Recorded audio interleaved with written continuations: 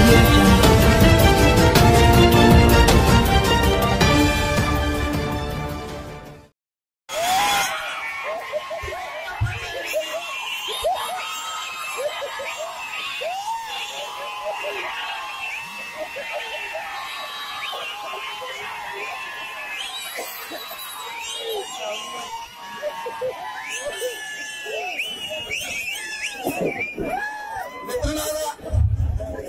తాగి రాష్ట్రాన్ని నడుపుతుంటే ఏమి చెయ్యలేక నిస్సహాయంగా ఉన్నామని అనుకుంటాం.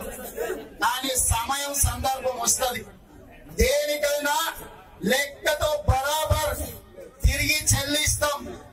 ఇవాళ మా కార్యకర్తల్ని కష్టపెడుతుండొచ్చు, అక్రమ కేసులు పెడుతుండొచ్చు, పార్టీ ఫిరాయింపుల కోసం ఒత్తిడి చేస్తుండొచ్చు. ఈ సందర్భంగా ఒక్క నిమిషం చూద్దాం. ఈ సందర్భంగా ఇంకొక మాట చెప్పదలుచుకున్నా. వికారాబాద్ లో పిచ్చనా ఆమె పేరు లేవు, చనిపోయింది చూడు. వికారాబాద్ నియోజకవర్గంలో ఒక యాదవ్ మహిళ భర్త చనిపోయిండు, పిల్లలు లేరు. ఈ ప్రభుత్వం స్కీమ్ పెడితే ఆమె దగ్గర ఉన్న ఎండి గంటేలింత బంగారం ఉంటే ఆమె 32,500, ఆమె 31,500 కట్టింది. కట్టినాక గొర్రెల్ని తెచ్చుకోరు. గొర్రెలు తెచ్చుకున్నాక ఒక్కటి కూడా బతకలే. 7 సార్లు రీసైక్లింగ్ కర్ణాటక పోను రాను నీళ్లు లేక మేత లేక ఆమె ఇంటికాడ దించిన 3 రోజుల మొత్తం గొర్రెలు చచ్చిపోయాయి. 3,500 రూపాయలు ఇన్సూరెన్స్ తీసుకునే రాష్ట్ర ప్రభుత్వం 5 పైసలు పిల్ల కూడా ఇన్సూరెన్స్ ఇవ్వకపోతే ఎండ్రిని దాగి చచ్చిపోయింది ఒక ఆడబిడ్డ. ఉసురు దాగి పోతాడు రాష్ట్ర ముఖ్యమంత్రి. మొరటిక్కులేని కన్న కొడుకులేని ఒక వితంతు మహిళ నీ గొర్రెల సంక్షేమ పథకంలో ఉండే ఎండి గంటీలు అమ్మి ఇంత బంగారం ఉండే అమ్మి 31,500 కడితే తెచ్చిన గొర్రెలని చచ్చిపోతే 5 పైసల పిల్ల కూడా ఇన్సూరెన్స్ ఇవ్వలే. నీకు ఎట్లా సిగ్గులేడు కేసీఆర్? తింటే ముద్దెట్లా దిగుతుంది? ఒక ఆడబిడ్డ, అందులో మొగదిక్కులేని ఆడబిడ్డ చచ్చిపోతే ఆత్మహత్య చేసుకుంటే కనీసం పరామర్శించిన పాపాన ఈ రాష్ట్ర ప్రభుత్వం పోలే. ఇవాళ నేను ఆ ఊరికి ఆ కుటుంబం దగ్గరికి తీసుకుపోతా, ఎవడొస్తాడో మీరు రాని. ఊరోళ్ళు అందరూ ఎడంగాలు చెప్పుతా కొట్టకపోతే చూడండి. ఇవాళ అట్లాంటి దుర్మార్గమైన పాలన ఈ రాష్ట్రంలో నడుస్తుంది. ఇలాంటి పాలనకు చాలా మంచి పని మా వంశీకృష్ణ గారు చేసింది. ఎందుకంటే ఇవాళ పేపర్లలో ప్రకటనలు, టీవీలలో యాడ్స్ అంత పచ్చగా అంత బ్రహ్మాండంగా ఉన్నట్టే. ఇక ఆయన చెప్పిండు, గొర్రెలు గొర్రెలు ఇచ్చినాం, బర్రెలు ఇచ్చినాం, చేపలు ఇచ్చినాం, బతుకమ్మ పండుగకు మా ఆడబిడ్డలకు సిల్కు స్మిత చీరలు ఇచ్చినామని.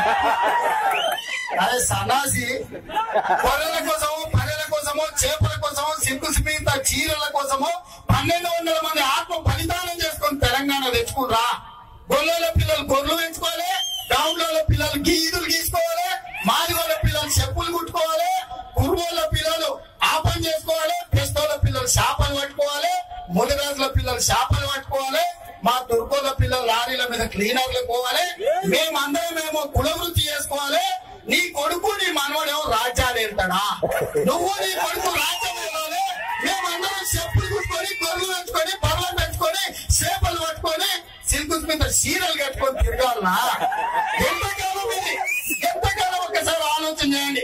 ఈడున్న వాళ్ళు చాలా మంది 90% ఆనాడు తెలంగాణ ఉద్యమంలో ఉరికి రాళ్ళు కొట్టిన వాళ్ళే ఇక్కడ ఉందో.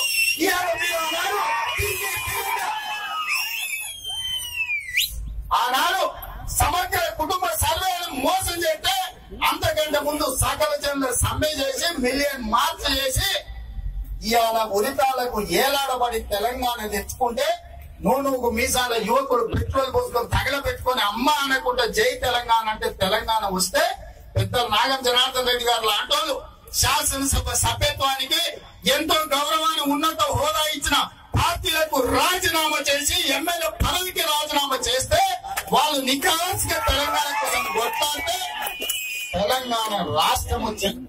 వచ్చిన రాష్ట్రంలో నువ్వు నీ పిల్లలు నీ మనమళ్ళు రాజ్యాలు ఏలాలే, మేము మా పిల్లలు గొర్రెలు బర్రెలు చేపలు చెప్పులు కుట్టుకోవాలా? రాష్ట్రాన్ని తెచ్చుకున్నది ఉద్యమంలో పాల్గొన్న ప్రతి ఒక్కరు ఆలోచన చేయాల్సిన సందర్భం వచ్చింది. ఆ ఎలా నిజంగానే కాంగ్రెస్ పార్టీ పోలీసుల కవాతులే తొక్కించుంటే కాకి వాళ్ళు